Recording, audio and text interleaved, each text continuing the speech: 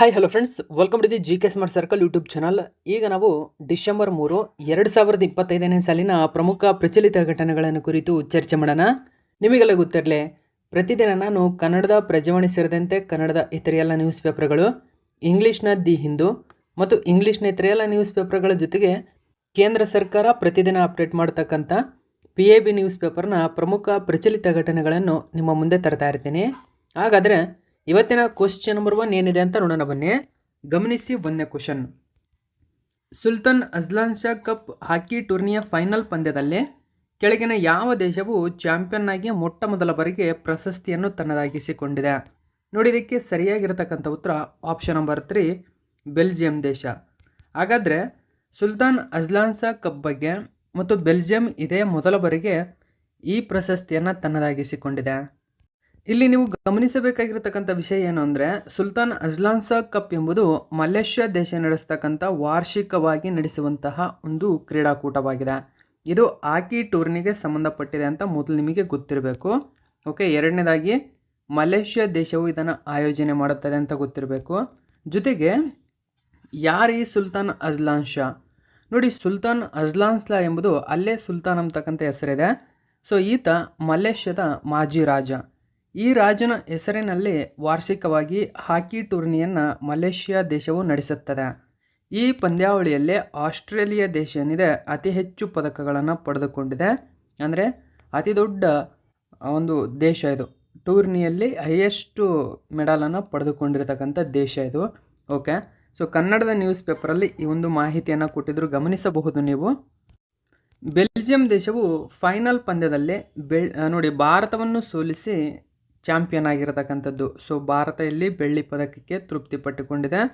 So Sultan Azlan Shah Cup Belgium ತಂಡಕ್ಕೆ ಪಾಲಾಗಿರ್ತಕ್ಕಂಥದ್ದು. ಹೆಚ್ಚಿನ ಡೀಟೇಲ್ಸ್ ಇದ್ರ ಬಗ್ಗೆ ನಾವು ತಿಳ್ಕೊಳ್ಳೋಣ. ನೋಡಿ, ಸುಲ್ತಾನ್ ಅಜ್ಲಾನ್ ಶಾ ಕಪ್ ಟೂರ್ನಿಯ ಫೈನಲ್ ಪಂದ್ಯದಲ್ಲಿ ಭಾರತ ನಿರಾಶೆ ಅನುಭವಿಸಿದೆ. ಪ್ರಶಸ್ತಿ ಸುತ್ತಿನ ಕಾದಾಟದಲ್ಲಿ ಭಾರತ 0-1 ಗೋಲುಗಳ ಅಂತರದಿಂದ ಬೆಲ್ಜಿಯಂ ವಿರುದ್ಧ ನಿರಾಸೆ ಅನುಭವಿಸಿತು. ಈ ಮೂಲಕ ಬೆಲ್ಜಿಯಂ ದೇಶವು ಇದೇ ಚೊಚ್ಚಲ ಬಾರಿಗೆ ಟ್ರೋಫಿಯಾಗೆ ಮುತ್ತಿಟ್ಟು ಸಂಭ್ರಮಿಸಿದೆ. ಹಾಗಾದರೆ ಏನಿದು Sultan Azlan Shah cup? Ajlan Shah cup ಎಂದರೆ ಸುಲ್ತಾನ್ ಅಜ್ಲಾನ್ ಶಾ ಕಪ್ ಆಗಿದ್ದು, ಇದು ಮಲೇಷ್ಯಾದಲ್ಲಿ ನಡೆಯುವಂತಹ ವಾರ್ಷಿಕ ಅಂತಾರಾಷ್ಟ್ರೀಯ ಪುರುಷರ ಹಾಕಿ ಫೀಲ್ಡ್ ಪಂದ್ಯಾವಳಿಯಾಗಿದೆ. ನೋಡಿ, ಹಾಕಿ ಕ್ರೀಡೆಗೆ ಸಂಬಂಧಪಟ್ಟಿದೆ ಎಂಬುದು ನೆನಪಿರಬೇಕು. ಈ ಪಂದ್ಯಾವಳಿಗೆ ಮಲೇಷ್ಯಾದ ಮಾಜಿ ರಾಜ ಸುಲ್ತಾನ್ ಅಜ್ಲಾನ್ ಶಾ ಅವರ ಹೆಸರಿಡಲಾಗಿದೆ. ಇತ್ತೀಚೆಗೆ 2025ರ ಫೈನಲ್ನಲ್ಲಿ ಭಾರತವು ಬೆಲ್ಜಿಯಂಗೆ ಸೋತಿದೆ. ಬೆಲ್ಜಿಯಂ ತನ್ನ ಮೊದಲ ಪ್ರಶಸ್ತಿಯನ್ನು ಗೆದ್ದುಕೊಂಡಿದೆ. ಆಸ್ಟ್ರೇಲಿಯಾ ಈ ಕಪ್ಪನ್ನು 10 ಬಾರಿ ಗೆದ್ದುಕೊಂಡಿದೆ. ಅಂದರೆ ಗರಿಷ್ಠ ಪ್ರಶಸ್ತಿಯನ್ನು ಗೆದ್ದಿರುವ ದೇಶ ಎಂಬ ಹೆಗ್ಗಳಿಕೆಗೆ ಪಾತ್ರವಾಗಿದೆ. ನೆಕ್ಸ್ಟ್ 2ನೇ ಕ್ವಶನ್ ಗಮನಿಸಿ. ಆಂಧ್ರ ಪ್ರದೇಶದ ಮುಖ್ಯಮಂತ್ರಿಯಾಗಿರ್ತಕ್ಕಂಥ ಎನ್ ಚಂದ್ರಬಾಬು ನಾಯ್ಡು ಅವರು 3 ಹೊಸ ಜಿಲ್ಲೆಗಳನ್ನು ಅನುಮೋದಿಸಿದರು. ಈ ಕೆಳಗಿನವುಗಳಲ್ಲಿ ಯಾವುದು ಆಂಧ್ರ ಪ್ರದೇಶದ ಹೊಸದಾಗಿ ಅನುಮೋದಿಸಲಾದ ಜಿಲ್ಲೆಗಳಲ್ಲಿ ಒಂದಲ್ಲ? ಇಲ್ಲಿ ಗಮನಿಸಬಹುದು, ಆಂಧ್ರ ಪ್ರದೇಶ ಹೊಸದಾಗಿ 3 ಜಿಲ್ಲೆಗಳನ್ನು ಇದೀಗ ಅನುಮೋದನೆ ಮಾಡಿದೆ. ಇಂಪಾರ್ಟೆಂಟ್ ಆಗುತ್ತೆ ಈ ಒಂದು ಕ್ವಶನ್ ನಿಮಗೆ. ಸೊ ಈ ಮೂಲಕ ಯಾವ ಕೆಳಗಿನ ಒಂದು ಜಿಲ್ಲೆ ಅದರಲ್ಲಿ ಸೇರ್ಪಡೆಯಾಗಿಲ್ಲ ಅಂತ ಕೇಳ್ತಾರೆ.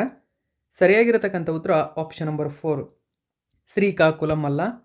ಇದನ್ನು ಬಿಟ್ಟು ಪೋಲಾವರಂ, ಮಾರ್ಕಾಪುರಂ, ಮದನಪಲ್ಲಿ ಎಂಬತಕ್ಕಂಥ 3 ಹೊಸ ಜಿಲ್ಲೆಗಳನ್ನು ಇದೀಗ ಆಂಧ್ರ ಪ್ರದೇಶ ರಚನೆ ಮಾಡಿದೆ. ಈ ಮೂಲಕ ಆಂಧ್ರ ಪ್ರದೇಶದಲ್ಲಿ 26 ಜಿಲ್ಲೆಗಳಿದ್ದು ಈಗ 29ಕ್ಕೆ ಸೇರಿದೆ, ಅಂದರೆ ಏರಿಕೆಯಾಗಿರತಕ್ಕಂಥದ್ದು. ಓಕೆ. ಸೊ ಹೆಚ್ಚಿನ ಡೀಟೇಲ್ಸ್ ಏನಿದೆ ಅಂತ ನಾವು ನೋಡೋಣ. ಗಮನಿಸಿ. Andhra Pradesh to have Polavaram, Markapuram, Madanapalle has new districts, total to go at 29. ನೋಡಿ, ಇದೀಗ ಆಂಧ್ರ ಪ್ರದೇಶದ ಒಟ್ಟು ಜಿಲ್ಲೆಗಳ ಸಂಖ್ಯೆ 29ಕ್ಕೆ ಏರ್ಪಡೆಯಾಗಿದೆ. ಓಕೆ. ಸೊ ನ್ಯೂಸ್ ಪೇಪರಲ್ಲಿ ಒಂದು ಮಾಹಿತಿಯನ್ನು ಕೊಟ್ಟಿದ್ದರು. ಜೊತೆಗೆ ಇದು ಎಕ್ಸಾಮ್ಗೆ ಇಂಪಾರ್ಟೆಂಟ್ ಆಗುತ್ತೆ. ಪ್ರಸ್ತುತ ಆಂಧ್ರ ಪ್ರದೇಶದ ಮುಖ್ಯಮಂತ್ರಿ ಯಾರು ಅಂತ ಕೇಳಿದರೆ ಎನ್ ಚಂದ್ರಬಾಬು ನಾಯ್ಡು. ಇವರು ಈ ಹೊಸ 3 ಜಿಲ್ಲೆಗಳನ್ನು ಅನುಮೋದಿಸಿದ್ದಾರೆ. ಈ ಮೂಲಕ 29ಕ್ಕೆ ಜಿಲ್ಲೆಗಳ ಸಂಖ್ಯೆ ಏರಿಕೆಯಾಗಿದೆ. ಹೊಸ 5 ಕಂದಾಯ ವಿಭಾಗಗಳು ಮತ್ತು ಒಂದು ಹೊಸ ಮಂಡಲವನ್ನು ರಚಿಸಲಾಗಿದೆ. ಜೊತೆಗೆ ಅಸ್ತಿತ್ವದಲ್ಲಿರುವ ಗಡಿಗಳಲ್ಲಿ ಹಲವಾರು ಬದಲಾವಣೆಗಳನ್ನು ಕೂಡ ಮಾಡಲಾಗಿದೆ. ಇದಲ್ಲದೆ ಪಶ್ಚಿಮ ಗೋದಾವರಿ ಜಿಲ್ಲೆಯ ಪೆನುಗೊಂಡ ಮಂಡಲವನ್ನು ಈಗ ವಾಸವಿ ಪೆನುಗೊಂಡ ಎಂದು ಕರೆಯಲಾಗ್ತಾ ಇದೆ. ನೋಡಿ, ಇದು ಕೂಡ ನೆನಪಿರಬೇಕು ನಿಮಗೆ. ಪೆನುಗೊಂಡ ಮುಖ್ಯವಾಗಿ ಇತಿಹಾಸಕ್ಕೆ ಬಂದರೆ ಪೆನುಗೊಂಡ ಹೆಸರು ನೀವು ಎಲ್ಲಿ ಬೇಕಾದರೂ ಕೇಳ್ತಾ ಇರ್ತಾರೆ. ಇದು ಆಂಧ್ರ ಪ್ರದೇಶದಲ್ಲಿರ್ತಕ್ಕಂಥದ್ದು, ನೆನಪಿರಲಿ. ನೆಕ್ಸ್ಟು 3ನೇ ಕ್ವಶನ್ ಗಮನಿಸಿ. ಇತ್ತೀಚೆಗೆ ETH ಜ್ಯೂರಿಕ್ನ ವಿಜ್ಞಾನಿಗಳು ಜಗತ್ತಿನ ಅತಿ ಸಣ್ಣ ಲೈಟ್ ಡಯೋಡ್ಗಳ ಆವಿಷ್ಕಾರ ಮಾಡಿದ್ದಾರೆ. ನೋಡಿ, ಡಯೋಡ್ಗಳು ನಿಮಗೆ ಗೊತ್ತಿರಬೇಕು. ನೀವು ಸೈನ್ಸ್ ಓದ್ತಾ ಇದ್ದೀರಾ ಅಂತಂದರೆ ಡಯೋಡ್ ಆಗಿರ್ಬೋದು, ಆ್ಯನೋಡ್ ಆಗಿರ್ಬೋದು, ಕ್ಯಾಥೋಡ್ ಆಗಿರ್ಬೋದು, ಇದರ ಬಗ್ಗೆ ಕ್ವಶನ್ಗಳು ಬರ್ತಾನೆ ಇರ್ತವೆ.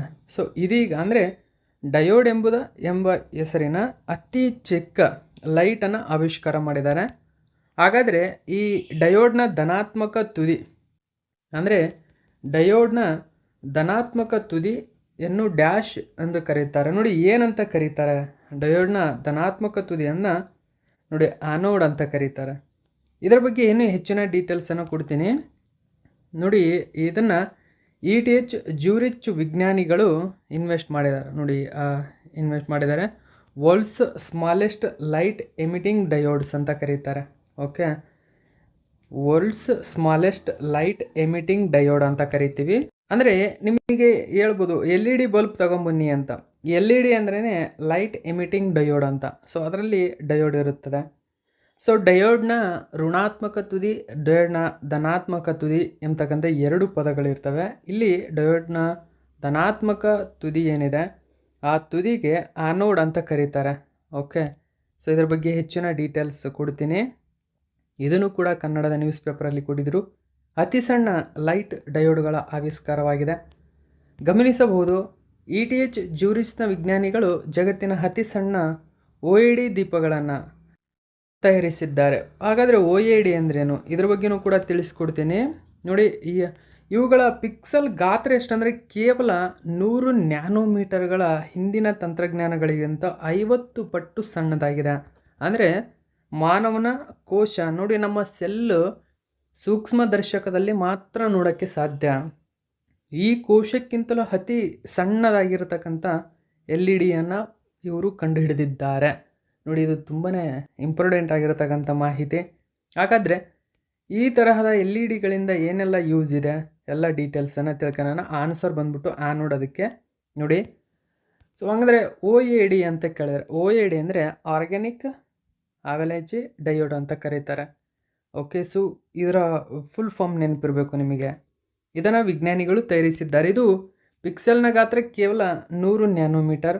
ಆದರೆ ಇಂದಿನ ತಂತ್ರಜ್ಞಾನಕ್ಕಿಂತ 50 ಪಟ್ಟು ಸಣ್ಣದು, ಮಾನವನ ಕೋಶಕ್ಕಿಂತಲೂ ಸಣ್ಣದಾಗಿದೆ. ಇದರಿಂದಾಗಿ ನ್ಯಾನೋ OLEDಗಳು ಅತಿ ಸ್ಪಷ್ಟವಾಗಿರತಕ್ಕಂಥ ಡಿಸ್ಪ್ಲೇಗಳ ಕಾಣಿಸಲು, ಶಕ್ತಿಶಾಲಿ ಮೈಕ್ರೋಸ್ಕೋಪ್ಗಳು, ಹೊಸ ರೀತಿಯ ಬೆಳಕಿನ ನಿಯಂತ್ರಣ ತಂತ್ರಜ್ಞಾನಗಳನ್ನು ಸಾಧ್ಯ ಮಾಡುತ್ತದೆ. ಇವು ಬೆಳಕು ಯಾವ ದಿಕ್ಕಿನಲ್ಲಿ ಹೊರ ಹೋಗಬೇಕು ಮತ್ತು ಹೇಗೆ ಧ್ರುವೀಕರಿಸಬೇಕು ಎಂಬುದನ್ನು ನಿಖರವಾಗಿ ನಿಯಂತ್ರಿಸಬಹುದು. ಸೊ ಈ ಕಾರಣಕ್ಕಾಗಿಯೇ ಆರ್ಗ್ಯಾನಿಕ್ ಅವಲೇಜ್ ಡಯೋಡ್ ತಯಾರಿಸಿದ್ದಾರೆ. ಸೊ ಇದೆಲ್ಲ ಮಾಹಿತಿ ಇದಕ್ಕೆ ಸಂಬಂಧಪಟ್ಟಂತೆ ನೆನಪಿರಲಿ. ಡಯೋಡ್ ಬಗ್ಗೆ ತಿಳ್ಕೊಳ್ಳೋಣ ಸ್ವಲ್ಪ. ಡಯೋಡ್ಗಳನ್ನು ಸೂಕ್ಷ್ಮದರ್ಶನ, ಮೈಕ್ರೋ ಓವನ್ಗಳು, ರೆಫ್ರಿಜರೇಟರ್ಗಳು, ಕಂಪ್ಯೂಟರ್ಗಳು, ಮೊಬೈಲ್ಗಳು ಮತ್ತು ಶೇಖರಣಾ ಸಾಧನಗಳಂತಹ ಎಲೆಕ್ಟ್ರಾನಿಕ್ ಸಾಧನಗಳಲ್ಲಿ ಡಯೋಡ್ಗಳನ್ನು ಬಳಸುತ್ತಾರೆ. ಡಯೋಡ್ಗಳು ಒಂದು ತುದಿಯಲ್ಲಿ ಹೆಚ್ಚಿನ ಪ್ರತಿರೋಧವನ್ನು ಕೊಟ್ಟರೆ ಇನ್ನೊಂದು ತುದಿಯಲ್ಲಿ ಕಡಿಮೆ ಪ್ರತಿರೋಧವನ್ನು ಕೊಡುತ್ತವೆ. ಇಲ್ಲಿ ಐಡಿಯಲ್ ಡಯೋಡ್ ಅಂತ ಬರುತ್ತೆ, ಆದರ್ಶ ಡಯೋಡ್ ಅಂತ ಕರೀತಾರೆ ಕನ್ನಡದಲ್ಲಿ. ಇದು ಒಂದೇ ದಿಕ್ಕಿನಲ್ಲಿ ಶೂನ್ಯ ಪ್ರತಿರೋಧ ಮತ್ತು ಹಿಮ್ಮುಖ ದಿಕ್ಕಿನಲ್ಲಿ ಅನಂತ ಪ್ರತಿರೋಧವನ್ನು ಹೊಂದಿರುವಂತಹ ಸಾಧನ. ಇದು ಐಡಿಯಲ್ ಡಯೋಡ್. ಮುಖ್ಯವಾಗಿ ಸೆಮಿಕಂಡಕ್ಟರ್ ಡಯೋಡ್ಗಳು ಬರ್ತವೆ. ಸಾಮಾನ್ಯವಾಗಿ ಇವು ಬಳಸುವಂತಹ ಡಯೋಡ್ಗಳಾಗಿವೆ. ಅಂದರೆ ಇವನ್ನ ಯಾವಾಗಲೂ ಬಳಸ್ತಾ ಇರ್ತೀವಿ ಸೆಮಿಕಂಡಕ್ಟರ್ ಡಯೋಡ್ಗಳು. ಸೆಮಿಕಂಡಕ್ಟರ್ ಡಯೋಡ್ಗಳನ್ನು ಸಿಲಿಕಾನ್ ಮತ್ತು ಜರ್ಮನಿಯಂ ಎಂಬತಕ್ಕಂಥ ಅರೆವಾಹಕ ವಸ್ತುಗಳನ್ನು ಬಳಸಿ ತಯಾರಿಸಲಾಗುತ್ತದೆ. ನೋಡಿ, ಡಯೋಡ್ಗಳನ್ನು ಪ್ರತಿನಿತ್ಯ ನಾವು ಯೂಸ್ ಮಾಡತಕ್ಕಂಥ ಮೊಬೈಲ್ಗಳು, ಕಂಪ್ಯೂಟರ್ಗಳು, ರೆಫ್ರಿಜರೇಟರ್ಗಳು ಎಲ್ಲ ಸಾಧನಗಳಲ್ಲೂ ಡಯೋಡ್ಗಳು ಬೇಕೇ ಬೇಕು, ಇದ್ದೇ ಇರ್ತವೆ. ಆ ಕಾರಣಕ್ಕಾಗಿ ಡಯೋಡ್ಗಳ ಬಗ್ಗೆ ಕ್ವಶನ್ ಕೇಳ್ತಾ ಇರ್ತಾರೆ. ಡಯೋಡ್ನ ನೀಟಾಗಿ ಅರ್ಥ ಮಾಡ್ಕೊಳ್ಳಿ. ಯಾಕಂದರೆ ಡಯೋಡ್ಗಳ ಬಗ್ಗೆನೇ ಸೈನ್ಸಲ್ಲಿ ತುಂಬ ವಿಶಿಷ್ಟವಾಗಿರತಕ್ಕಂಥ ಅರ್ಥವಿದೆ. ಸೊ ಆ ಕಾರಣಕ್ಕೆ ಡಯೋಡ್ಗಳ ಬಗ್ಗೆ ನೆನಪಿರಲಿ ನಿಮಗೆ, ಕ್ವಶನ್ ಕೇಳ್ತಕ್ಕಂಥ ಚಾನ್ಸಸ್ ಇರುತ್ತೆ. ಡಯೋಡ್ನ ಧನಾತ್ಮಕ ತುದಿಯನ್ನು ಅಂದರೆ ಪಾಸಿಟಿವ್ ಏನಿದೆ ಇದು ಆ್ಯನೋಡ್ ಅಂತ ಕರೀತಾರೆ, ಋಣಾತ್ಮಕ ತುದಿಯನ್ನು ಕ್ಯಾಥೋಡ್ ಅಂತ ಕರೀತಾರೆ. ಇಲ್ಲಿ ಕೆಂಪು ಬೆಳಕು ಹೊರಸೂಸುವ ಡಯೋಡ್ ಯಾವುದು ಅಂತ ಕೇಳಿದರೆ LED. ನೋಡಿ LED ಲೈಟ್ ಎಮಿಟಿಂಗ್ ಡಯೋಡ್ ಅಂತ ಕರಿತೀವಿ, ಕೆಂಪು ಬೆಳಕನ್ನು ಹೊರಸೂಸ್ತದೆ ಇದು. ಓಕೆ, ಸೊ ಇದು 3ನೇ ಕ್ವಶನ್ನ ಪೂರ್ಣ ಮಾಹಿತಿ. ನಾವು 4ನೇ ಕ್ವಶನ್ ನೋಡೋಣ. ಗಮನಿಸಿ, ನವೆಂಬರ್ 2025ರಂದು 60ನೇ ಆವೃತ್ತಿಯ ಅಖಿಲ ಭಾರತ ಮಹಾನಿರ್ದೇಶಕರು ಮತ್ತು ಪೊಲೀಸ್ ಮಹಾನಿರೀಕ್ಷಕರ ಸಮ್ಮೇಳನವನ್ನು ಕೆಳಗಿನ ಯಾವ ಸ್ಥಳದಲ್ಲಿ ಉದ್ಘಾಟನೆ ಮಾಡಲಾಗಿದೆ? DGP, IGP. ಸೊ ಎಲ್ಲಿ? ರಾಯ್ಪುರ ಇದಕ್ಕೆ ಸರಿಯಾಗಿರ್ತಕ್ಕಂಥ ಉತ್ತರ. ರಾಯ್ಪುರ ಇದಕ್ಕೆ. ಓಕೆ, ಆಪ್ಷನ್ ನಂಬರ್ 2 ಸರಿಯಾಗಿದೆ. ರಾಯ್ಪುರ ಇದಕ್ಕೆ ಸರಿಯಾಗಿರ್ತಕ್ಕಂಥ ಉತ್ತರ. ನೋಡಿ, DGP, IGP ಸಮ್ಮೇಳನ ಯಾರೆಲ್ಲ PC, PSI ಮತ್ತು KS, IAS ಆಗಿರ್ಬೋದು, FD, SD ಎಕ್ಸಾಮ್ಗೆ ಓದ್ತಾ ಇರ್ತಾರೋ ಈ ತರಹದ ಕ್ವಶನ್ಗಳು ಇಂಪಾರ್ಟೆಂಟ್ ಆಗುತ್ತೆ. ಇದು ಅಖಿಲ ಭಾರತ ಮಟ್ಟದಲ್ಲಿ ಅಂದರೆ ಆಲ್ ಇಂಡಿಯಾ ಮಟ್ಟದಲ್ಲಿ ನಡೀತಕ್ಕಂಥ ಒಂದು ಕಾನ್ಫರೆನ್ಸ್ ಆಗಿದೆ. ಯಾರ್ದಾಗಿ? ನೋಡಿ, ಡೈರೆಕ್ಟರ್ ಜನರಲ್ಸ್ DG ಮತ್ತು inspector general of police IGP. So ಇವರೆಲ್ಲರನ್ನು ಸೇರಿಸಿಕೊಂಡು ನಡೀತಕ್ಕಂಥ ಒಂದು ಪ್ರಮುಖ ಸಮ್ಮೇಳನವಾಗಿದೆ. ಈ ಸಮ್ಮೇಳನ ಆರಂಭಗೊಂಡಿರತಕ್ಕಂಥದ್ದು ರಾಯ್ಪುರ್ನಲ್ಲಿ. ಓಕೆ, ಛತ್ತೀಸ್ಗಢದಲ್ಲಿ ಕಂಡುಬರುತ್ತದೆ ಇದು. PM ಮೋದಿ ನೋಡಿ ಚೈರಿಂಗ್ ಅಂದರೆ ಅವರು ಇಲ್ಲಿ ಅಧ್ಯಕ್ಷತೆಯನ್ನು ವಹಿಸಿದ್ದಾರೆ. ನೋಡಿ ಗಮನಿಸಬಹುದು, ಇವರ ಈ ಸಮ್ಮೇಳನದಲ್ಲಿ ಪ್ರಧಾನಿ ನರೇಂದ್ರ ಮೋದಿಯವರು ಅಧ್ಯಕ್ಷತೆಯನ್ನು ವಹಿಸಿದ್ದಾರೆ. ಇದು 60ನೇ ಆವೃತ್ತಿಯ all India conference of directors general and inspectors general of police at Raipur, Chhattisgarh. Okay, ಹೆಚ್ಚಿನ ಡೀಟೇಲ್ಸ್ ಇದರ ಬಗ್ಗೆ ನಾವು ತಿಳ್ಕೊಳ್ಳೋಣ. ಗಮನಿಸಬಹುದು, ಕೇಂದ್ರ ಗೃಹ ಸಚಿವರಾಗಿರತಕ್ಕಂಥ ಅಮಿತ್ ಶಾ ಅವರು ಛತ್ತೀಸ್ಗಢದ ರಾಯ್ಪುರದಲ್ಲಿ 60ನೇ ಅಖಿಲ ಭಾರತ ಮಹಾನಿರ್ದೇಶಕರು ಮತ್ತು ಪೊಲೀಸ್ ಮಹಾನಿರೀಕ್ಷಕರ ಸಮ್ಮೇಳನವನ್ನು ಉದ್ಘಾಟಿಸಿದರು. ಭದ್ರತಾ ಪಡೆಗಳು ಉಗ್ರವಾದ, ಮೂಲಭೂತವಾದ ಮತ್ತು ಮಾದಕ ದ್ರವ್ಯಗಳ ಪರಿಣಾಮಕಾರಿಯಾಗಿ ಎದುರಿಸುತ್ತಿವೆ ಎಂದು ಶ್ರೀ ಅಮಿತ್ ಶಾ ಅವರು ತಿಳಿಸಿದ್ದಾರೆ.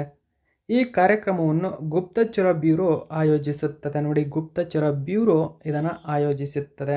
ಓಕೆ, ನೆಕ್ಸ್ಟ್ 5ನೇ ಕ್ವಶನ್ ಗಮನಿಸಿ. ರಾಷ್ಟ್ರೀಯ ಮಾಲಿನ್ಯ ನಿಯಂತ್ರಣ ದಿನ 2025 ಯಾವ ದಿನಾಂಕದಂದು ಆಚರಿಸಲಾಗುತ್ತದೆ? ನೋಡಿ, ಇಂಗ್ಲೀಷಲ್ಲಿ ನೋಡ್ಕೊಳ್ಳಿ, ನ್ಯಾಷನಲ್ ಪೊಲ್ಯೂಷನ್ ಕಂಟ್ರೋಲ್ ಡೇ. ಪ್ರತಿ ವರ್ಷ ನಾವು ಡಿಸೆಂಬರ್ 2 ಈ ದಿನವನ್ನಾಗಿ ಆಚರಣೆ ಮಾಡ್ತೀವಿ. ಹಾಗಾದರೆ ಇದರ ಬಗ್ಗೆ ಕನ್ನಡದ ನ್ಯೂಸ್ ಪೇಪರಲ್ಲೂ ಕೂಡ ಮಾಹಿತಿ ಕೊಟ್ಟಿದ್ದರು. ರಾಷ್ಟ್ರೀಯ ಮಾಲಿನ್ಯ ತಡೆಗಟ್ಟುವ ದಿನ ಅಂತ ಕರೀತಾರೆ. ಹಾಗಾದರೆ ಯಾವ ಕಾರಣಕ್ಕಾಗಿ ಇದನ್ನು ಆಚರಣೆ ಮಾಡ್ತಾರೆ ಅಂತ ಕೇಳಿದರೆ, ನೋಡಿ, ಮಧ್ಯಪ್ರದೇಶದಲ್ಲಿ ಭೂಪಾಲ್ ಕಂಡುಬರುತ್ತದೆ. ಇಲ್ಲಿ ಭೂಪಾಲ್ ಅನಿಲ ದುರಂತ ಆಗುತ್ತದೆ 1984ರಲ್ಲಿ. ಓಕೆ, ಈ ಸಮಯದಲ್ಲಿ ರಾತ್ರಿ ಭಾರತದ ಮಧ್ಯಪ್ರದೇಶದ ಭೂಪಾಲ್ನಲ್ಲಿರುವ Union Carbide India Limited company, ನೋಡಿ ಈ ಕಂಪನಿ ಹೆಸರು ನೆನಪಿರಲಿ, ಯೂನಿಯನ್ ಕಾರ್ಬೈಡ್ ಇಂಡಿಯಾ ಲಿಮಿಟೆಡ್ ಕಂಪನಿಯ ಕೀಟನಾಶಕ ಘಟಕದಲ್ಲಿ ರಾಸಾಯನಿಕ ಸೋರಿಕೆಯಾಗುತ್ತದೆ. ಈ ಸೋರಿಕೆಯಾದಂತಹ ರಾಸಾಯನಿಕ ಪ್ರಪಂಚದ ಒಂದು ಅತ್ಯಂತ ತೀವ್ರ ಕೈಗಾರಿಕಾ ವಿಪತ್ತುಗಳಲ್ಲಿ ಒಂದಾಗಿದೆ. ಕೈಗಾರಿಕಾ ವಿಪತ್ತುಗಳ ನಿರ್ವಹಣೆ ಮತ್ತು ನಿಯಂತ್ರಣದ ಬಗ್ಗೆ ಜಾಗೃತಿ ನೀಡಿಸುವ ಉದ್ದೇಶದಿಂದಾಗಿ ಪ್ರತಿ ವರ್ಷ ನಾವು ಈ ದಿನವನ್ನಾಗಿ ಆಚರಣೆ ಮಾಡ್ತೀವಿ. ಇನ್ನೊಂದು ಪ್ರಮುಖ ದಿನ ಅಂದರೆ ನೋಡಿ, ಗುಲಾಮಗಿರಿ ನಿರ್ಮೂಲನೆ ದಿನ. ಗುಲಾಮಗಿರಿಯ ನಿರ್ಮೂಲನೆ ದಿನ ಅಂದರೆ ಜನರ ಕಳ್ಳ ಸಾಗಣೆ ಮತ್ತು ವೇಶ್ಯಾವಾಟಿಕೆ ಶೋಷಣೆಯನ್ನು ನಿಗ್ರಹಿಸುವ ಸಮಾವೇಶವನ್ನು 1949ರಲ್ಲಿ ವಿಶ್ವಸಂಸ್ಥೆಯ ಸಾಮಾನ್ಯ ಸಭೆ ಅಂದರೆ ಯುನೈಟೆಡ್ ನೇಷನ್ ಜನರಲ್ ಅಸೆಂಬ್ಲಿ ಅನುಮೋದಿಸಿತು. ಇದರ ನೆನಪಿಗಾಗಿ ಪ್ರತಿ ವರ್ಷ ನಾವು 1986ರಿಂದ ಈ ದಿನವನ್ನಾಗಿ ಆಚರಣೆ ಮಾಡ್ತೀವಿ. ಸೊ ಇದು ಕೂಡ ಡಿಸೆಂಬರ್ 2.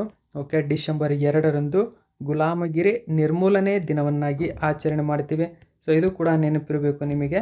ಓಕೆ, ಇನ್ನು ವಿಶ್ವನಾಥ್ ಪ್ರತಾಪ್ ಸಿಂಗ್ 1989ರಲ್ಲಿ ಭಾರತದ 7ನೇ ಪ್ರಧಾನಮಂತ್ರಿಯಾಗಿ ಮತ್ತು ಮಂಡಾದ 41ನೇ ರಾಜ ಬಹದ್ದೂರಾಗಿ ಪ್ರಮಾಣವಚನ ಸ್ವೀಕರಿಸ್ತಾರೆ. ಸೊ ಇದು ಕೂಡ ನೆನಪಿರಲಿ. ಜೊತೆಗೆ 5ನೇ ಜಾರ್ಜ್ ಮತ್ತು ಕ್ವೀನ್ ಮೇರಿ ಭಾರತಕ್ಕೆ ಭೇಟಿ ನೀಡಿದಂತಹ ಮೊದಲ ಬ್ರಿಟಿಷ್ ದೊರೆಗಳಿವರು. ಓಕೆ, ಈ ದಂಪತಿಗಳು ಅರೇಬಿಯನ್ ಸಮುದ್ರದಲ್ಲಿ ವೆಲ್ಲಿಂಗ್ಟನ್ ಪಿಯರ್ ಎಂದು ಕರೆಯಲ್ಪಡುವ ಅಪೋಲೋ ಬಂದರಿಗೆ 1911ರಲ್ಲಿ ಈ ದಿನದಂದು ಬಂದಿಳಿತಾರೆ. ಅವರು ಬಾಂಬೆಗೆ ಬಂದ ನೆನಪಿಗಾಗಿ ಗೇಟ್ ಆಫ್ ಇಂಡಿಯಾವನ್ನು ನಿರ್ಮಿಸಲಾಯಿತು. ಅದು ಇದೇ ದಿನವಾಗಿದೆ. ಸೊ ಇದು ಕೂಡ ನೆನಪಿರಬೇಕು ನಿಮಗೆ. ಇಷ್ಟೆಲ್ಲ ಮಾಹಿತಿ ಕರೆಂಟ್ ಅಫೇರ್ಸ್ಗೆ ಸಂಬಂಧಪಟ್ಟಂತೆ. ಓಕೆ, ಸೊ ಪ್ರತಿ ವರ್ಷ ನಾವು ರಾಷ್ಟ್ರೀಯ ಮಾಲಿನ್ಯ ನಿಯಂತ್ರಣ ದಿನ ಡಿಸೆಂಬರ್ 2ರಂದು ಆಚರಣೆ ಮಾಡ್ತೀವಿ.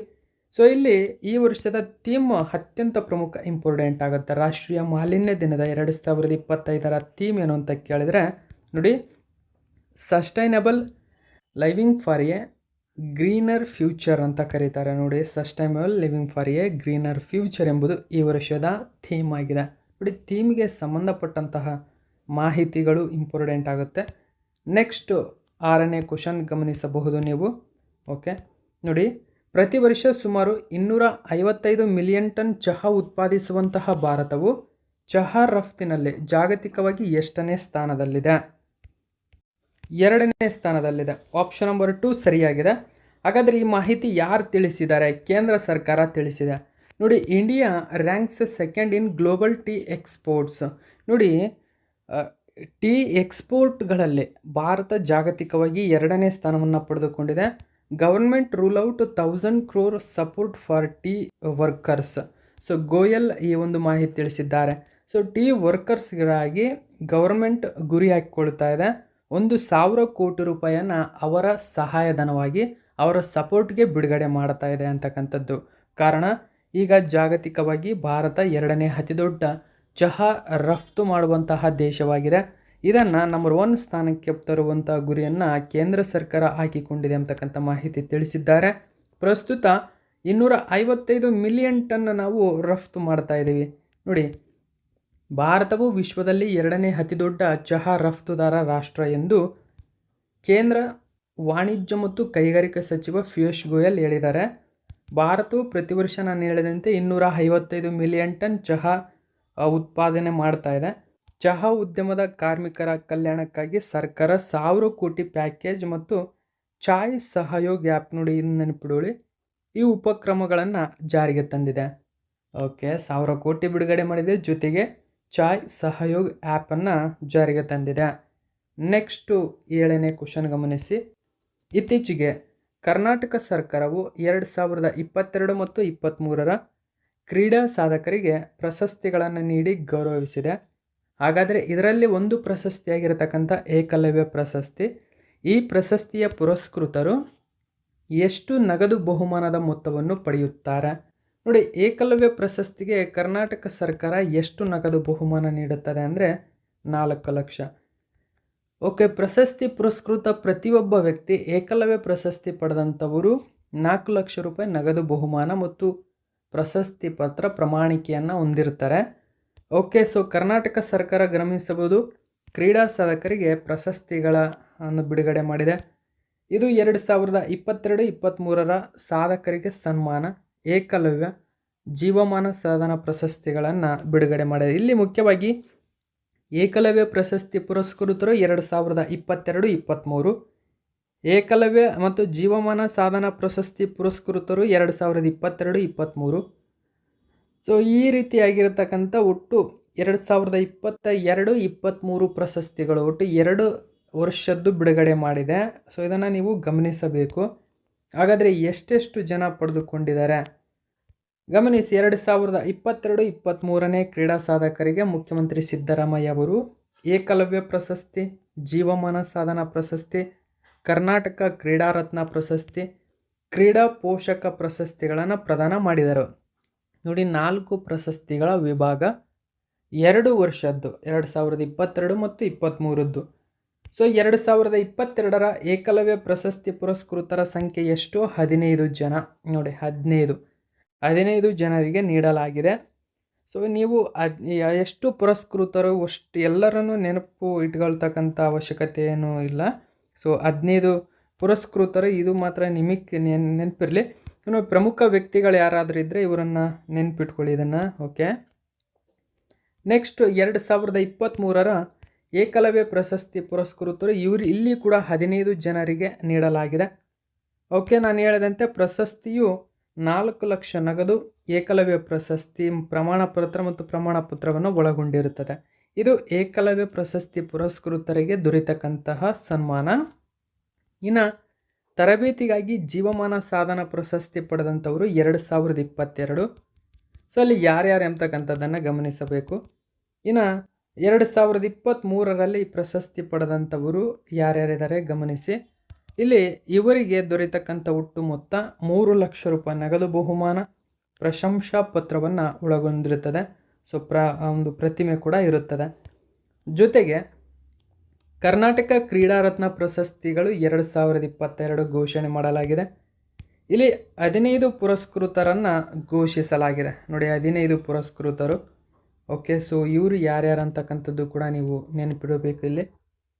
ಇನ್ನು 2023ರಲ್ಲಿ ಈ ಪ್ರಶಸ್ತಿ ಪುರಸ್ಕೃತರು ಯಾರ್ಯಾರು ಅಂತ ಕೇಳಿದರೆ, ಓಕೆ, ಸೊ ಇಲ್ಲಿ ಕೂಡ ನಾನು ಕೊಟ್ಟಿದ್ದೇನೆ. ಇವರಿಗೆ 2 ಲಕ್ಷ ರೂಪಾಯಿ ನಗದು ಬಹುಮಾನ, ಪ್ರತಿಮೆ, ಪ್ರಶಂಸನಾ ಪತ್ರವನ್ನು ಇವರು ಪಡೀತಾರೆ. ಓಕೆ, ಇನ್ನು 2023ರ ಕ್ರೀಡಾ ಪೋಷಕ ಪ್ರಶಸ್ತಿ.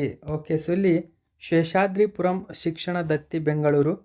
ಇದು 10 ಲಕ್ಷ ರೂಪಾಯಿ ನಗದು ಬಹುಮಾನ, ಪ್ರಶಂಸನಾ ಪತ್ರವನ್ನು ಒಳಗೊಂಡಿರುತ್ತದೆ. ಹೀಗೆ ಕರ್ನಾಟಕ ಸರ್ಕಾರ ನಿನ್ನೆ ಎಲ್ಲ ನ್ಯೂಸ್ ಪೇಪರ್ಗಳಲ್ಲಿ ಮಾಹಿತಿ ಕೊಟ್ಟಿದೆ. ಓಕೆ, ಸೊ ಇದು ಕೂಡ ನೆನಪಿರಲಿ, ನಿಮಗೆ ಇಂಪಾರ್ಟೆಂಟ್ ಆಗುತ್ತೆ. ಸೊ ಪ್ರಶಸ್ತಿ ಪುರಸ್ಕೃತರು ಅವರು ಕೂಡ ನೆನಪಿರಲಿ. ಓಕೆ, ನೆಕ್ಸ್ಟ್ ನಾವು 8ನೇ ಕ್ವಶನ್ ಏನಿದೆ ಅಂತ ಗಮನಿಸೋಣ. ನೋಡಿ, 56ನೇ ಆವೃತ್ತಿಯ ಅಂತಾರಾಷ್ಟ್ರೀಯ ಚಲನಚಿತ್ರೋತ್ಸವ. ಈ ಚಿತ್ರೋತ್ಸವದಲ್ಲಿ ಅತ್ಯುತ್ತಮ ಚಲನಚಿತ್ರಕ್ಕಾಗಿ ಗೋಲ್ಡನ್ ಪಿಕಾಕ್ ಪ್ರಶಸ್ತಿಯನ್ನು ಯಾವ ಚಿತ್ರಕ್ಕೆ ನೀಡಲಾಗಿದೆ? ನೋಡಿ, 56 ಇಂಟರ್ನ್ಯಾಷನಲ್ ಫಿಲ್ಮ್ ಫೆಸ್ಟಿವಲ್ ಗೋವಾದಲ್ಲಿ ನಡೀತು, ಮುಕ್ತಾಯವಾಯಿತು ಕೂಡ. ಇಲ್ಲಿ ಪ್ರಶಸ್ತಿಗಳನ್ನು ಪ್ರಕಟಿಸಲಾಗಿದೆ. ಈ ಸಂದರ್ಭದಲ್ಲಿ golden peacock for best feature film ಯಾವ ಫಿಲ್ಮಿಗೆ ನೀಡಲಾಗಿದೆ ಅಂತ ಕೇಳ್ತಾರೆ. ಸರಿಯಾಗಂತಕ್ಕಂಥ ಉತ್ತರ ಸ್ಕಿನ್ ಆಫ್ ಯೂತ್. ನೋಡಿ, ಮೋಸ್ಟ್ ಇಂಪಾರ್ಟೆಂಟ್ ಆಗುತ್ತೆ ಒಂದು ಕ್ವಶನ್ ನಿಮಗೆ, ಸ್ಕಿನ್ ಆಫ್ ಯೂತ್. ಹಾಗಾದರೆ ಇದೀಗ ಬಿಡುಗಡೆಯಾಗಿದೆ 56th IFFI ಗೋವಾದಲ್ಲಿ ಕನ್ಕ್ಲೂವ್ ಆಯಿತು, ಅಂದರೆ ಮುಕ್ತಾಯವಾಯಿತು. ಇಲ್ಲಿ ಸ್ಕಿನ್ ಆಫ್ ಯೂತ್ ಎಂಬತಕ್ಕಂಥ ಚಲನಚಿತ್ರ golden peacock for best feature film ಅವಾರ್ಡನ್ನು ಪಡೆದುಕೊಂಡಿದೆ. ಡೀಟೇಲ್ಸನ್ನು ತಿಳ್ಕೊಳ್ಳೋಣ, ಸಂಪೂರ್ಣ ಮಾಹಿತಿಯನ್ನು ತಿಳಿಸ್ಕೊಡ್ತೀನಿ. ಬೆಸ್ಟ್ ಆ್ಯಕ್ಟರ್ ಯಾರು, ಬೆಸ್ಟ್ ಆ್ಯಕ್ಟ್ರಸ್ ಯಾರು, ಪೋಷಕ ನಟ, ಇವೆಲ್ಲವೂ ಕೂಡ ಇಂಪಾರ್ಟೆಂಟ್ ಆಗುತ್ತೆ.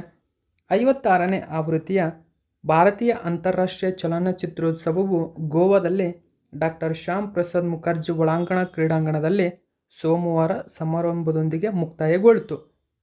ಇಲ್ಲಿ ಅತ್ಯುತ್ತಮ ಚಲನಚಿತ್ರಕ್ಕಾಗಿ ಗೋಲ್ಡನ್ ಪಿಕಾಕ್ ಪ್ರಶಸ್ತಿಯನ್ನು ಆಶ್ಲೆ ಮೆಫರ್ ಅವರ ಸ್ಕಿನ್ ಆಫ್ ಯೂತ್ ಚಿತ್ರಕ್ಕೆ ನೀಡಲಾಗಿದೆ. ನೋಡಿ, ಆಶ್ಲೆ ಮೆಫರ್, ಸೊ ಇವರು ಪ್ರಶಸ್ತಿಯನ್ನು ಸ್ವೀಕರಿಸಿದ್ದಾರೆ. ಇವರು ಕೂಡ ನಿಮಗೆ ಇಂಪಾರ್ಟೆಂಟ್ ಆಗುತ್ತೆ, ಆಶ್ಲೆ ಮೆಫರ್, ಇವರನ್ನು ನೆನ್ಪಿಟ್ಕೊಳ್ಳಿ. ಇನ್ನು ಗೋಂಡಾಲ್ ಎಂಬತಕ್ಕಂಥ ಒಂದು ಚಿತ್ರ ಬರುತ್ತೆ ನೋಡಿ, ಗೋಂಡಾಲ್ ಎಂಬತಕ್ಕಂಥ ಚಿತ್ರ. ಈ ಚಿತ್ರದಲ್ಲಿ ಸಂತೋಷ್ ದವಖರ್ ಅತ್ಯುತ್ತಮ ನಿರ್ದೇಶನಗಾಗಿ ಸಿಲ್ವರ್ ಪಿಕಾಕ್ ಪ್ರಶಸ್ತಿಯನ್ನು ಪಡೆದುಕೊಳ್ಳುತ್ತಾರೆ. ಇದನ್ನು ನಾನು ಹೇಳಿದಂತೆ ಸಂತೋಷ್ ದವಖರ್ ಇದನ್ನು ನಿರ್ದೇಶನ ಮಾಡಿದ್ದಾರೆ.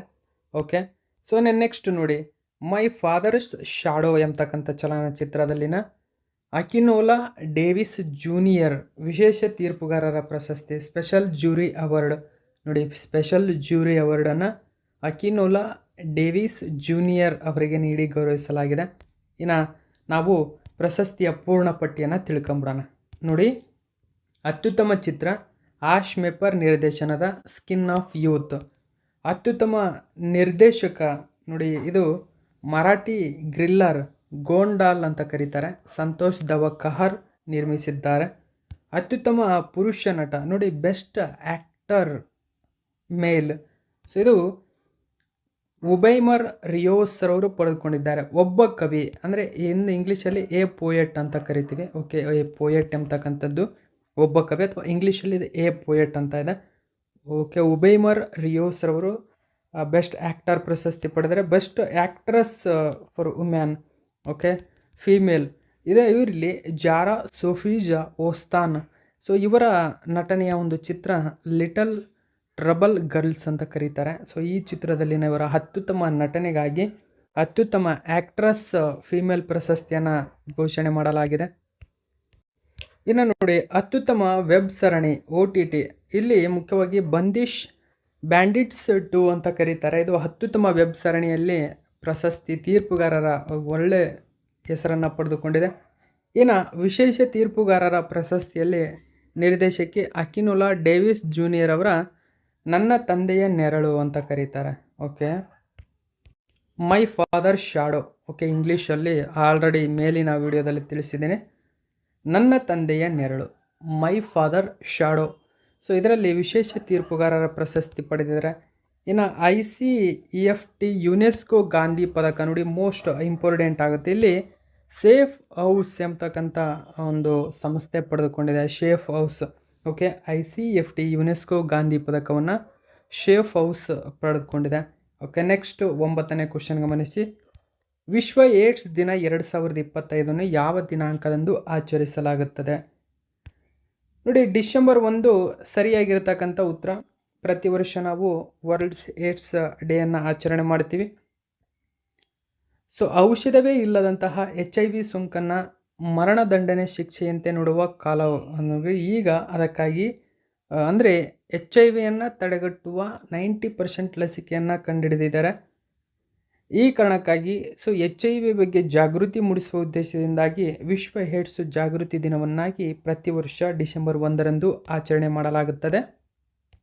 ನೋಡಿ, HIV ಎಂಬುದು ಗಮನಿಸಬಹುದು ಹ್ಯೂಮನ್ ಇಮ್ಯುನೋ ಡಿಫಿಷಿಯನ್ಸಿ ವೈರಸ್ ಎಂದು ಕರೆಯಲ್ಪಡ್ತಕ್ಕಂಥ ವೈರಾಣುವಿನಿಂದ ಹರಡುತ್ತದೆ. ಇದು ಏನು ಮಾಡುತ್ತೆ ಮಾನವನ ದೇಹದಲ್ಲಿ ಅಂದರೆ ನಮ್ಮ ದೇಹದ ರೋಗ ನಿರೋಧಕ ಶಕ್ತಿ ಆ್ಯಂಟಿಬಯೋಟಿಕ್ ಏನಿದೆ ಅದನ್ನು ದುರ್ಬಲಗೊಳಿಸುತ್ತದೆ. ಜೊತೆಗೆ ಜೀವಕೋಶದಿಂದ ಜೀವಕೋಶಕ್ಕೆ ನೇರ ಸಂಪರ್ಕವನ್ನು ಒಳಗೊಂಡಿರುವಂತಹ ರೋಗ ನಿರೋಧಕ ಶಕ್ತಿಗೆ T ಜೀವಕೋಶ T ಸೆಲ್ಗಳೇನಿದಾವೆ ಇವು ಕಾರಣವಾಗ್ತವೆ. ಬಿಳಿ ರಕ್ತ ಕಣಗಳಲ್ಲಿರುವ T ಲಿಂಫೋಸೈಟ್ಗಳನ್ನು ಅಂದರೆ ಗುರಿಯಾಗಿಸಿಕೊಂಡು CD4 ಅಂತ ಕರೀತಾರೆ. ಇವುಗಳನ್ನು ನಾಶ ಮಾಡುವ ಮುಖಾಂತರ ನಮ್ಮ ದೇಹದ ರೋಗ ನಿರೋಧಕ ಶಕ್ತಿಯನ್ನು ದುರ್ಬಲಗೊಳಿಸುತ್ತದೆ HIV. ಸೊ ಈ ಮೂಲಕ ನಮ್ಮ ದೇಹದಲ್ಲಿ HIV ಏನು ಮಾಡುತ್ತೆ, ರೋಗ ನಿರೋಧಕ ಶಕ್ತಿಯನ್ನು ಕಡಿಮೆ ಮಾಡುತ್ತೆ. ಅದರಲ್ಲಿ ಮುಖ್ಯವಾಗಿ ವೈಟ್ ಬ್ಲಡ್ ಸೆಲ್ಸಲ್ಲಿರ್ತಕ್ಕಂಥ T ಲಿಂಫೋಸೈಟನ್ನು ಗುರಿಯಾಗಿಸಿಕೊಂಡು ಅದರಲ್ಲಿರ್ತಕ್ಕಂಥ ಅಂದರೆ ಇವ ಜೀವಕೋಶಗಳು T ಲಿಂಫೋಸೈಟ್ ಜೀವಕೋಶಗಳಲ್ಲಿರ್ತಕ್ಕಂಥ CD4 ನಾಶ ಮಾಡುವ ಮುಖಾಂತರ ನಮ್ಮ ಶಕ್ತಿಯನ್ನು ಕುಂದಿಸುವಂತಹ ಕೆಲಸವನ್ನು ಮಾಡತಕ್ಕಂಥದ್ದು HIV ವೈರಸ್.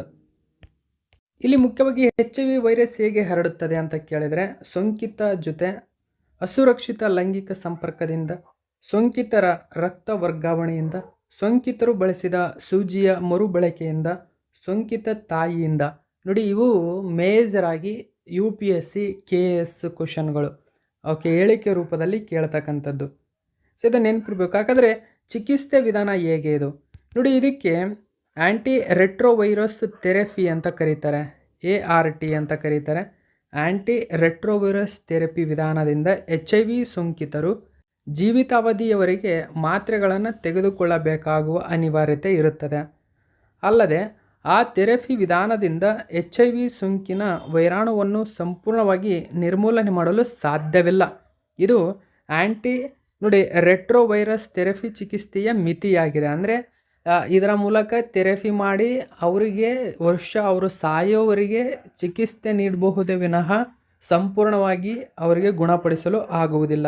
ಓಕೆ, ಇನ್ನು ATRT ನೋಡಿ, ATR ಹೊರತಾಗಿ HIV ಸೋಂಕನ್ನು ತಡೆಗಟ್ಟಲು HIV ಸೋಂಕನ್ನು ಸಂಪೂರ್ಣವಾಗಿ ಗುಣಪಡಿಸುವ ಯಾವುದೇ ಲಸಿಕೆಗಳನ್ನು ಅಭಿವೃದ್ಧಿಪಡಿಸಲು ಅಧಿಕೃತವಾಗಿ ಸಾಧ್ಯವಾಗಿಲ್ಲ.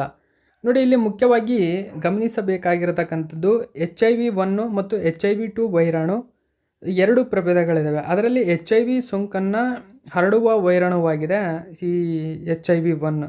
ಓಕೆ, ಇದು ಕೂಡ ನೆನಪಿರಬೇಕು ನಿಮಗೆ.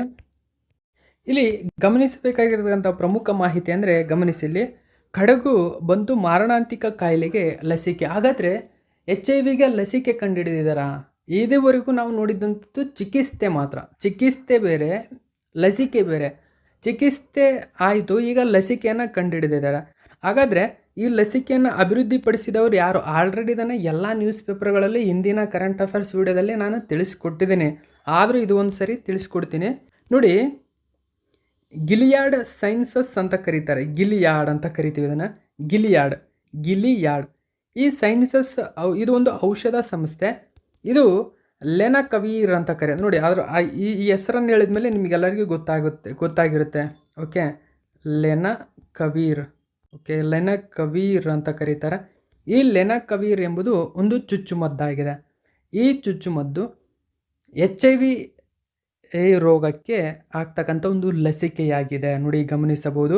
ಇದನ್ನು H2GO ಅಂತ ಕರೀತಾರೆ. H2GO. ಓಕೆ, H2GO ಅಂತ ಕರೀತಾರೆ.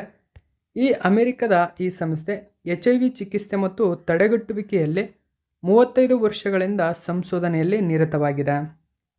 HIV ಸಂಬಂಧಿಸಿದಂತೆ ಈ ಹಿಂದೆ ಸಿಂಗಲ್ ಟ್ಯಾಬ್ಲೆಟ್ ರೆಜಿಮೇಡ್ ಅಂತ ಕರೀತಾರೆ ಔಷಧ ವಿಧಾನವನ್ನು ಅಭಿವೃದ್ಧಿಪಡಿಸಿತ್ತು. ಆದರೆ ಇದೀಗ ಲೆನಕವೀರ್ ಇದರ ಬಗ್ಗೆ ಪೂರ್ಣ ಪ್ರಮಾಣದಲ್ಲಿ ಹಾಕತಕ್ಕಂಥ ಒಂದು ಲಸಿಕೆಯಾಗಿದೆ. HIV ಲಸಿಕೆ ಯಾವುದು ಅಂತ ಕೇಳಿದರೆ ಲೆನಕವೀರ್. ಅದರಲ್ಲಿ ನೀವು ಬ್ರಾಕೆಟ್ನಲ್ಲಿ H2GO ಅಂತ ಬರ್ಕೊಳ್ಳಿ. H2GO ಇಲ್ಲಿದೆ ನೋಡಿ, H2GO. ಇದನ್ನು ಕೂಡ ನೆನಪಿಟ್ಕೋಬೇಕು ನೀವು. 99% ರಕ್ಷಣೆ ನೀಡುತ್ತದೆ ನೋಡಿ. ಸರಿಸುಮಾರು 100% ಇದು ಒಂದು ರಕ್ಷಣೆಯನ್ನು ನೀಡತಕ್ಕಂಥ ಒಂದು ಲಸಿಕೆಯಾಗಿರತಕ್ಕಂಥದ್ದು. HIV ಕ್ಯಾಪ್ಸಿಡ್ ಎಂಬುದು ವೈರಸ್ ಕ್ಯಾಪ್ಸಿಡ್ ಆಗಿದ್ದು, ಓಕೆ, ಇದೊಂದು ಪ್ರೋಟೀನ್ನಿಂದ ಮಾಡಲ್ಪಟ್ಟಂತಹ ಶಂಕುವಿನಾಕಾರದ ಪ್ರೋಟೀನ್ ಶೆಲ್ ಆಗಿದೆ. ಇದು ಸೋಂಕಿತ ಸಮಯದಲ್ಲಿ ವೈರಲ್ ಆನುವಂಶಿಕ ವಸ್ತುವನ್ನು ರಕ್ಷಣೆ ಮಾಡುತ್ತದೆ ನೋಡಿ. ವೈರಲ್ ಆನುವಂಶಿಕ ವಸ್ತು ಅಂದರೆ ವೈರಸ್ಗೆ ಆ್ಯಂಟಿವೈರಸ್ಸನ್ನು ಸೃಷ್ಟಿ ಮಾಡಿ ಅದನ್ನು ನಮ್ಮ ಸೆಲ್ ಒಳಗಡೆ ರಿಲೀಸ್ ಮಾಡ್ತಾರೆ. ಅದು ತಮ್ಮ ಆನುವಂಶಿಕ ವಸ್ತುವನ್ನು ಅಂದರೆ ಈ ವೈರಲ್ ಏನು ಮಾಡುತ್ತೆ ಅಂದರೆ ಆ್ಯಂಟಿ ವೈರಲ್ ಏನಿದೆ ನಮ್ಮ ದೇಹಕ್ಕೆ ಚುಚ್ಚುಮದ್ದು ರೂಪದಲ್ಲಿ ಬಿಟ್ಟಿರ್ತಾರಲ್ಲ, ಅದು ತನ್ನ ಆನುವಂಶಿಕವಾಗಿ ಹೆಚ್ಚಳವಾಗಿ HIV ವೈರಸ್ಸನ್ನು ಹಂತ ಹಂತವಾಗಿ ನಿಧಾನಕ್ಕೆ ಕೊಲ್ತಾ ಬರ್ತಕ್ಕಂಥ ಒಂದು ವ್ಯವಸ್ಥೆ ಇದು. ಆ ಕಾರಣಕ್ಕಾಗಿ 99.9% ರಕ್ಷಣೆಯನ್ನು ಇದು ಕೊಡುತ್ತೆ. ಓಕೆ, ಇದು ಪ್ರಮುಖವಾಗಿರತಕ್ಕಂಥ ಅದರ ಬಗ್ಗೆ ಮಾಹಿತಿ. ಡಿಸೆಂಬರ್ 1ರಂದು ನಾವು ಆಚರಣೆ ಮಾಡ್ತೀವಿ. HIV ಅಥವಾ ಏಡ್ಸ್ ಬಗ್ಗೆ ಜಾಗೃತಿ ಮೂಡಿಸುತ್ತದೆ. ಅತ್ಯಂತ ಪ್ರಮುಖ ಮಾಹಿತಿ ಅಂದರೆ ಈ ವರ್ಷದ ಥೀಮ್ ಗಮನಿಸಿ. ಥೀಮ್ ಏನಂದರೆ ನೋಡಿ, overcoming disruption transforming the AIDS response ಎಂಬುದು. ಅಡೆತಡೆಗಳನ್ನು ನಿವಾರಿಸುವುದು, ಏಡ್ಸ್ ಪ್ರತಿಕ್ರಿಯೆಯನ್ನು ಪರಿವರ್ತಿಸುವುದು ಎಂಬುದು ವಿಶ್ವ ಏಡ್ಸ್ ದಿನದ ಡಿಸೆಂಬರ್ 1ನೇ ತಾರೀಕಿನ ದಿನದ ಒಂದು ಥೀಮ್ ಆಗಿದೆ. ಓಕೆ, ರಾಷ್ಟ್ರೀಯ ಏಡ್ಸ್ ದಿನ ಬರುತ್ತೆ. ಮತ್ತು ವಿಶ್ವಸಂಸ್ಥೆ ಪ್ರಮುಖವಾಗಿ ಅದೇ ಒಂದು ದಿನ ವಿಶ್ವ ಏಡ್ಸ್ ಜಾಗೃತಿ ದಿನವನ್ನಾಗಿ ಆಚರಣೆ ಮಾಡುತ್ತೆ. HIV ಅವೆಲ್ಲ ಸಪ್ರೇಟ್ ಇರುತ್ತೆ. ಇದು ಮೇನು ವಿಶ್ವ ಏಡ್ಸ್ ದಿನ. ಇದರ ಥೀಮ್ ಕೂಡ ನೆನಪಿರಲಿ. ಇದು ಇವತ್ತಿನ ಪ್ರಮುಖ ಪ್ರಚಲಿತ ಘಟನೆ. ಇದೇ ತರಹದ ಮಾಹಿತಿಯೊಂದಿಗೆ ಮತ್ತೆ ನಿಮ್ಮನ್ನು ಭೇಟಿಯಾಗ್ತೀನಿ. Thank you so much for watching my video friends.